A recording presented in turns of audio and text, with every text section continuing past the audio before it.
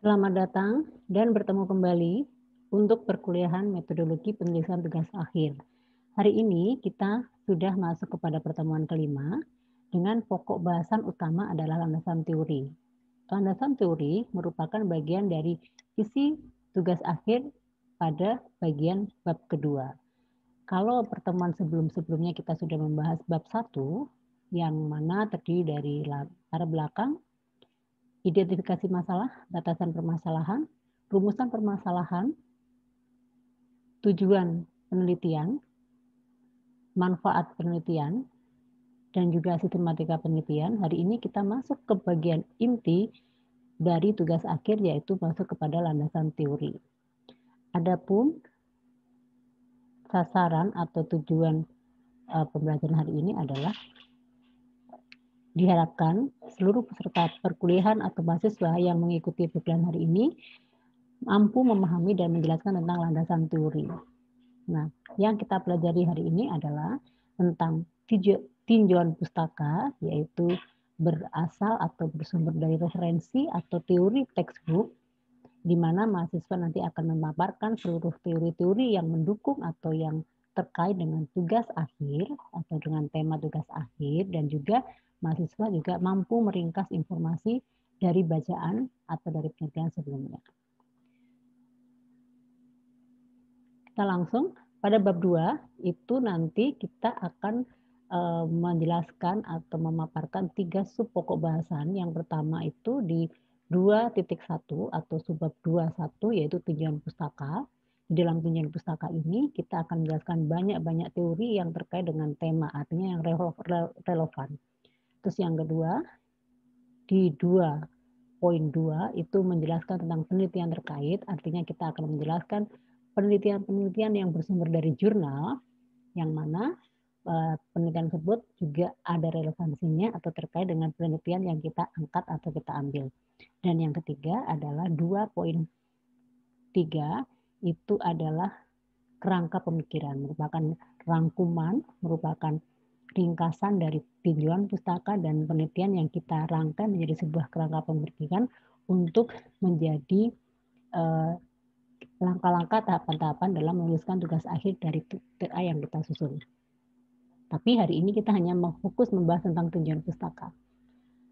Selanjutnya, kalau kita jelaskan per subnya tadi, yang pertama tinjauan pustaka itu berisi tentang teori-teori berdasarkan referensi rujukan 10 tahun terakhir, jadi buku-buku referensi yang selama ini kita pakai atau yang berhubungan dengan tema atau judul itu 10 tahun terakhir. Yang digunakan adalah buku-buku yang referensi atau textbook yang digunakan oleh secara nasional dan internasional yang digunakan sebagai pembelajaran modul utama pembelajaran, atau dari citasi mengikuti aplikasi Mendeley, dan juga referensi memang diharapkan sesuai dengan tugas akhir, tidak boleh menyimpang, harus menjadi perhatian, teorinya harus sangat relevan dan ringkas tapi jelas. Yang perlu ditekankan di sini dalam menjelaskan paparan tinjauan pustaka atau referensi itu tidak diperkenankan menggunakan Wikipedia, blog, koran, majalah, atau media massa. Boleh 1-2, tapi itu yang sebagai contoh. Tetapi yang secara 90% harus menggunakan textbook atau buku referensi.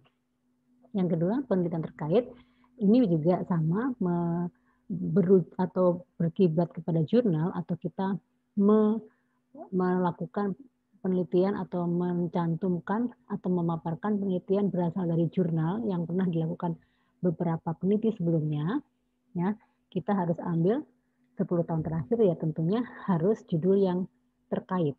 Tidak harus sama, atau sama justru tidak boleh, tapi yang intinya sama dengan tema yang kita angkat. Nah, untuk proporsi jumlah teori dan rujukan jurnal itu adalah 40 teori dan 60 jurnal. Artinya, dalam tugas akhir itu, bab 1 sampai bab 5, nanti kita akan banyak menuangkan teori dan jurnal itu dari mulai bab 1, bab 2, bab 3. Nah, dari bab 3, 1 sampai 3 itu, kita akan total berapa jumlah referensi buku yang kita pakai. Artinya, jurnalnya harus lebih banyak. Katakanlah misalnya dari bab 1 sampai bab 3 kita menggunakan teori ada 10 buku, berarti jurnalnya kita harus mencari atau menyiapkan 20 jurnal. Jadi lebih banyak dari teori. Nah, yang terakhir adalah kerangka pemikiran. Kerangka pemikiran merupakan menggambarkan teori sebagai rujukan yang dipakai untuk pedoman penelitian atau tahapan-tahapan. Jadi kerangka pemikiran itu merupakan rangkuman yang kita pakai untuk menjadi pijakan atau tahapan-tahapan yang dipakai untuk melakukan penelitian tugas akhir kita. Lanjut. Nah, tinjauan pustaka itu apa saja yang dijelaskan? Yang pertama adalah tentang definisi-definisi. Ya, itu minimum 2 pustaka. Selanjutnya itu bisa dibuat sebuah kesimpulan oleh si peneliti atau penulis. Ini boleh diambil dari kamus atau undang-undang.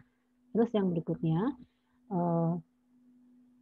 kita sebagai peneliti harus bisa menyimpulkan definisi tersebut. Jadi artinya kalau kita sudah menjelaskan definisi tentang sesuatu, misalnya tentang pelayanan prima adalah, nah itu ada 2 pendapat dari referensi, minimal 2 kita bisa menyimpulkan dengan bahasa kita. Artinya dari pendapat orang 2 atau 3 atau lebih kita dapat menyimpulkan secara sari atau secara benang merahnya itu intinya apa. Nah itu adalah kesimpulan dari si peneliti.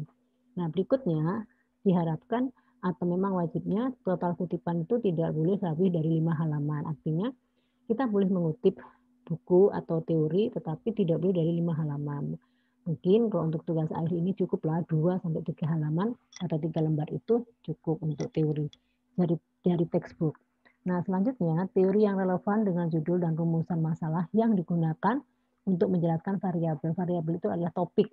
Misalnya kita belajar ke pelayanan prima, kita belajar tentang arsip, kita belajar tentang administrasi, kita belajar tentang marketing, itu adalah topiknya atau variabelnya, sehingga kita mencari buku-buku atau penelitian yang berhubungan dengan topik itu. Lanjut. Nah, ini aturan membuat kutipan langsung. Jadi kalau kita membaca sebuah buku, kita mau mengutip, itu ada kode-kodenya, ada aturannya yang tidak boleh kita langgar. Karena kalau mengutip atau kopas itu tidak boleh mengurangi atau menambah atau mengubah dari kutipan dari sumber yang kita ambil. Jadi tidak boleh kalau itu kopas ya, tentang definisi misalnya, itu tidak boleh kita ganti apapun dengan bahasa kita. Nah, yang pertama, aturannya adalah kalimat yang dikutip berupa definisi atau pengertian dari suatu teori.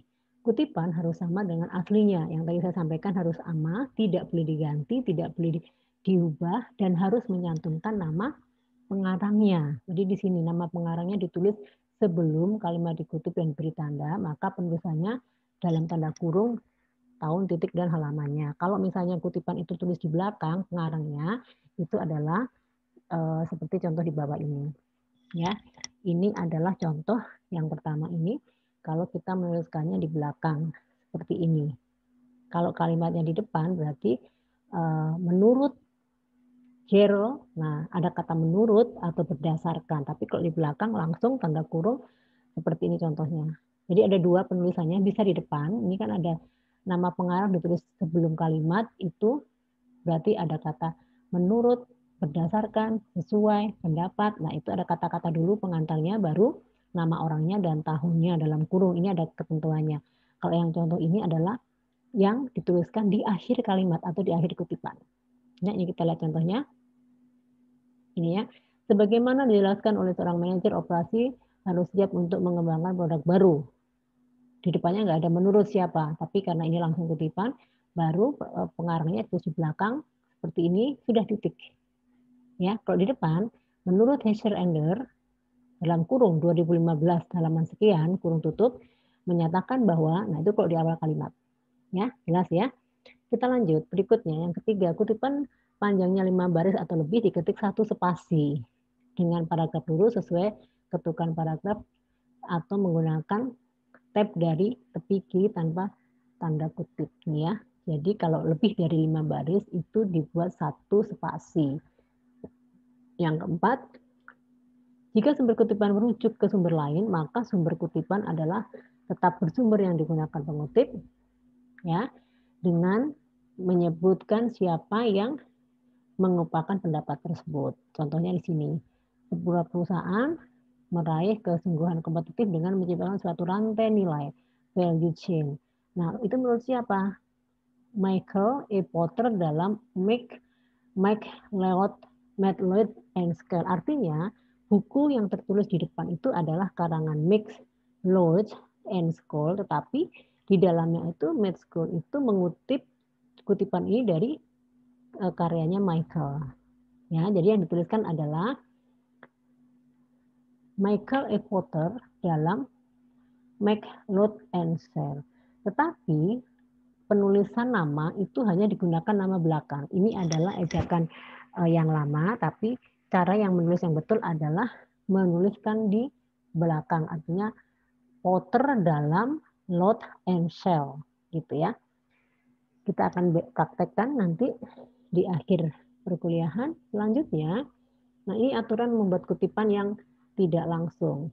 Jadi kutipan itu ada yang langsung, ada yang tidak langsung. Kalau langsung itu artinya kopas habis. Kalau tidak langsung itu biasanya kita meringkas atau mengambil poin-poinnya saja. Ini adalah contoh-contoh kita bisa lihat. Contohnya di sini ada kalimat yang asli dibuat oleh Raymond Mendel ya. Sekali lagi kita akan menggunakan nama belakang. Ini kita ambil dari buku sebelum disempurnakan atau sebelum ada ketentuan baru. Nah, seperti ini. Jadi ini inti bukunya. Kalimat aslinya seperti ini. Nah, terus kita akan membuat tidak langsung itu bisa kita ubah.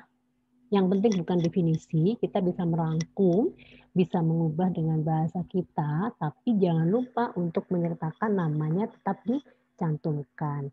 Ini kita sudah perbaiki di sini. Ini aslinya kan begini bukunya, tapi begitu kita sudah paraphrasekan, sudah kita tulis dengan menggunakan bahasa sendiri atau kita sarikan, di sini namanya sudah berubah jadi nama yang belakang. MacLeod dan Scale 2009. Nah, ini kenapa tulisannya begini? Karena dia tulisan di depan.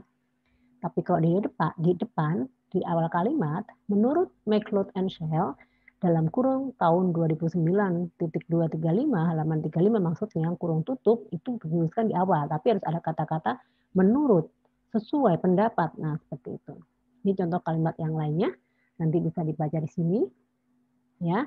Nah, selanjutnya kita akan melihat contoh yang kutipan yang kita akan tuliskan seperti ini. Nah, menurut Rangkuti, kita perhatikan ya, kalau namanya ditulis di depan, ada kata menurut, ada kata berdasarkan, ada kata sesuai pendapat atau sebagainya, artinya ada kata pengantarnya, baru diikuti nama, dalam kurung tahun dan halaman, baru kita menjelaskan atau mendefinisikan atau mengemukakan. Pelayanan prima adalah bla bla bla dan seterusnya sampai titik selesai.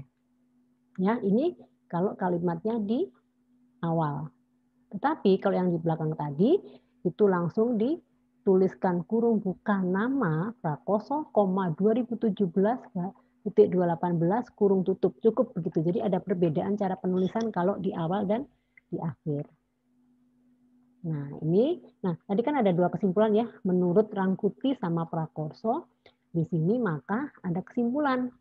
Kesimpulan dari siapa? Inilah kesimpulan yang kita buat sebagai penulis. Jadi kita setelah membaca, kita bisa menyimpulkan atau membuat sari dari pendapat tersebut dengan bahasa kita. Itu diperbolehkan. Ya, berdasarkan pengertian di atas, menurut para ahli, maka dapat disimpulkan bahwa pelayanan prima merupakan ini adalah bahasa kita. Ya, tapi tidak keluar konteks dari definisi yang dijelaskan oleh para pakar. Nah, ini ingat, jika kutipan dari 3 baris atau kurang dituliskan spasi double. Tapi bila lebih, yang tadi disampaikan 5 baris lebih, itu sudah dituliskan spasi single. Jadi lebih rapat gitu ya. Selanjutnya, jadi itulah untuk penulisan teori. Memang terkesannya simple, tapi kita harus hati-hati dalam menuliskannya. Jadi kita sudah masuk kepada latihan. Kita melanjutkan latihan kita dengan mencari teori-teori. Jadi semuanya bisa mencari referensi dari buku-buku yang pernah kita pakai sesuai dengan tema yang kita angkat, maka kita harus menentukan teori yang kita tuliskan. Ya, jadi selamat berlatih. Kita akan bertemu kembali pada pertemuan berikutnya. Semoga bisa bermanfaat. Bila ada yang mau bertanya atau tidak paham, bisa bertanya melalui chat atau melalui e-kampus. Saya ucapkan terima kasih atas perhatiannya. Dan kita ketemu lagi di pertemuan yang akan datang. See you.